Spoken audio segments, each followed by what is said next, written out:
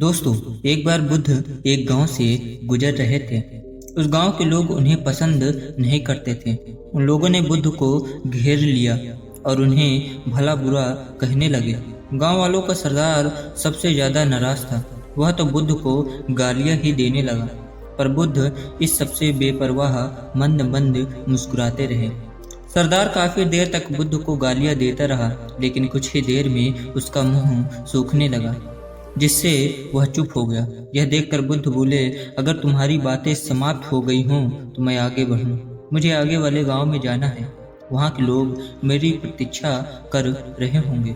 यह देखकर गांव का एक व्यक्ति बोला, हम लोग तुम्हारा अपमान कर रहे हैं, तुम्हें गालियां दे रहे हैं, लेकिन तुम इसका जवाब देने के बजाय मुस्कुरा रहे हो। तुम इसकी प्रतिक्रिया क्यों नहीं देते? बुद्ध बोले, वत्स, तुमने आने में तनिक देर कर दी। यदि तुम 10 वर्ष पहले आए होते तो मजा आ जाता, क्योंकि 10 वर्ष पहले मैं भी तुम्हारी तरह था। अगर उस समय तुम मुझे भला बुरा कहते, गालियां देते, तो मैं भी क्रोधित हो जाता। मैं तुम्हें इससे भी अधिक गालियां देता। हो सकता है हाथापाई पर भी उतर आता, पर अब मैं आगे बढ़ गया हूँ। अपना क्रोध, घृणा सब पीछे छोड़ आया हूँ। अब मैं उस जगह पर पहुंच गया हूं जहां तुम्हारी गालियां पहुंचने में असमर्थ हैं। तुमने मुझे गालियां दी, यह तुम्हारी भावना है, लेकिन तुम्हारी यह भावना मुझ तक पहुंच ही नहीं रही। मैं इससे आवेशित तभी होऊंगा जब मैं इसमें भागीदार हो जाऊंगा, जब मैं इसे स्वीकार कर लूंगा। लेकिन मैं तो तुम्हारी इस क्रिया से निरपेक्ष हूँ, इससे बहुत दूर हूँ, इसलिए मैं अब भी पहले की तरह शांत हूँ। यह सुनकर सरदार बोला, अरे ऐसे कैसे?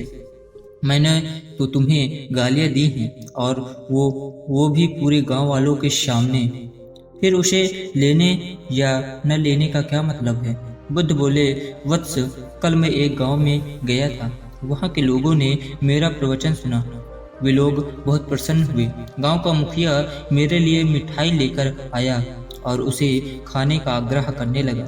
मैंने कहा कि मेरा पेट भरा हुआ है, इसलिए मैं इसे ग्रहण नहीं कर सकता। यह सुनकर वह व्यक्ति मिठाई वापस लेकर चला गया, क्योंकि जब तक मैं किसी चीज को लूंगा ही नहीं तो कोई मुझे कैसे दे पाएगा।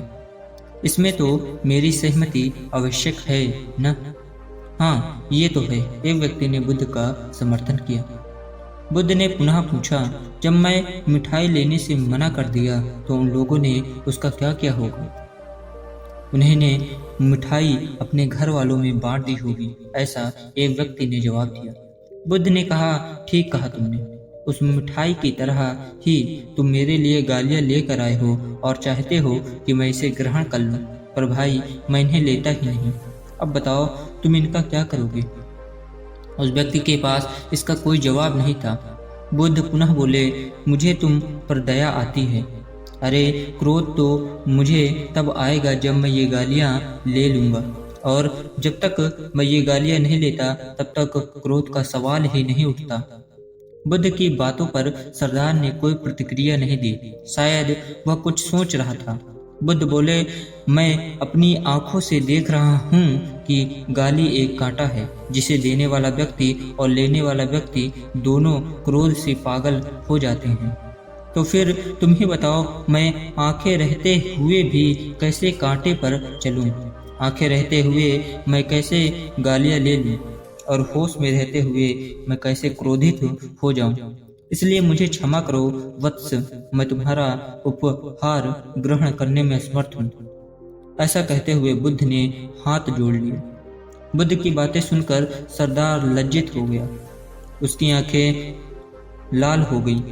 उसने कुछ कहना चाहा, पर उसके ओठों ने जवाब दे दिया, और जब उसने उससे रहा नहीं गया तो वह बुद्ध के चरणों में गिर पड़ा। दोस्तों, हम में से ज्यादातर लोग यही समझते हैं कि हमारे दुखों का कारण कोई दूसरा व्यक्ति है, और जब तक ऐसा हम मानते हैं तो हमें अपने स्वयं नियंत्रण की कमी और अक्षमता को अनदेखा कर रहे होते हैं। वास्तव में ये हम पर निर्भर करता है कि हम दूसरों के द्वारा प्रदान की गई नकारात्मकता को स्वीकार करते हैं या नहीं। अगर हम नकारात्मकता को स्वीकार करते हैं तो हम अपने पैरों पर कुल्हाड़ी मारते हैं, और जब हम उसे अस्वीकार कर देते हैं तो घृणा, क्रोध, हिंसा हर किसी से भी मुक्त हो जाते हैं।